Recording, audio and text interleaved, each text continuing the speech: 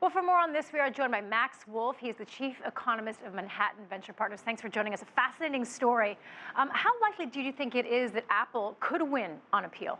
So great to be here. Always a pleasure to join you. I think Apple's got a pretty good chance here. Clearly, the Irish authorities are going to work pretty closely with them.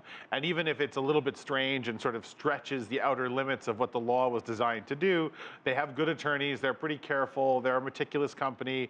And they probably stayed just on the right side of a whole bunch of laws, which is maybe part of the reason so many people are angry, but also part of the reason they got a real chance here. Well, let's talk about the fine. I mean, it's a hefty tax bill, $14.5 billion. But on the other hand, if you look at Apple's balance sheet, there's reportedly $231 billion in cash. So how crucial is this for Apple to win? I mean, could this really hurt their business if, in fact, they have to pay that fine? So the truth is, Apple is so big and so rich that the $14 billion, the $14+ billion, which also, by the way, speaks to a 10-year back tax bill, so it's not a one-year bill, is probably not all that meaningful to them on a dollars basis, because this is still a company that makes about $175 billion a year in revenue, with just north of $30 billion of that minimum in net income or profit. So very easy to sort of pay this, surprisingly enough, but the reputational hit and the possible amendments and changes to their business model and their organization, those could be real, and those could have a material effect on the company, which has enjoyed a halo, and nothing sort of weakens a halo like a big series of accusations about tax cheating. Okay, let's take a look at Ireland, though, because a lot is at stake for them as well, because a lot of the reasons why many companies have created jobs in Ireland is because of that low tax rate.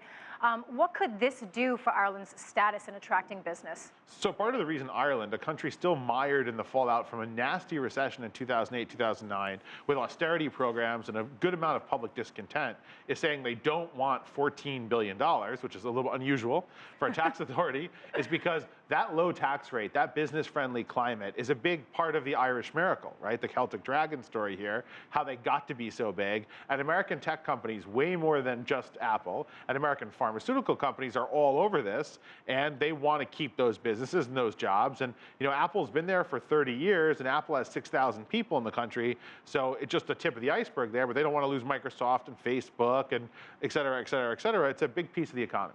Okay, because the tax rate in Ireland is 12.5%, which is substantially lower than what the corporate tax rate here is in the U.S., around 35%. But even at that 12.5%, that's not what Apple was paying. At times, they were paying less than 1%. Now, Apple is saying they followed all the laws, but how is it possible that they got away with paying such a low tax rate? Yeah, so the sort of headline rates in most countries aren't paid. The U.S., we have a 35% headline rate. The effective rate for large companies here is more like 14 or 15%. So really pretty close to the Irish official rate of 12.5. And we see lots of companies do something called the Dutch double Irish, which is a sort of well-known way to mitigate your tax burden. Fully legal, but definitely a bit controversial. Apple's a leader, but there are lots of other companies doing this, to be fair. They didn't invent it, and they're not alone. But the 1%, the sort of minimum, the fact that in 2014, they were at a fraction of 1%, 0.005%, and last year they're about halfway to 1%. It's, look, a lot of hard work, a lot of ingenious transferring of revenues, but the truth is you can make a pretty good argument that the law might need to be changed. I think that might be a better argument that they broke the law. Apple seems to have been pretty careful not to do that. So I guess the question is, maybe they didn't break a law, but the question is whether it's ethical, and that's probably why the European Commission is looking into this so harshly.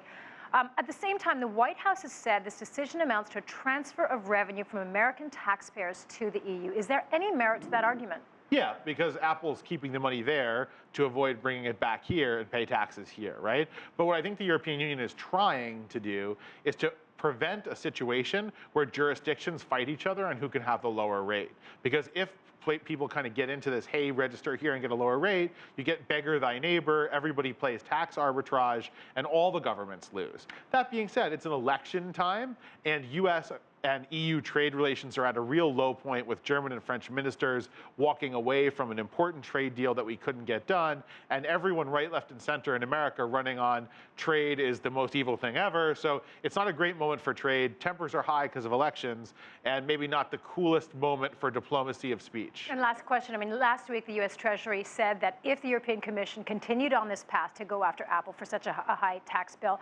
that they would consider potential responses. What responses could the Treasury Department be referring to? Well, I mean, I think sadly, all over the world, people are being much more resource and economically nationalist. American companies certainly aren't shy about big fines for folks like VW, and maybe they deserve it for the emission thing, but we're not shy just because they're foreign.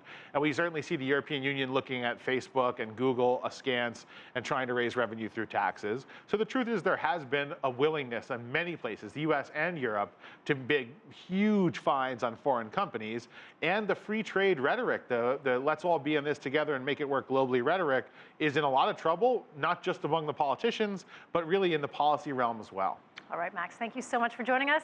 Max Wolff from Manhattan Venture Partners.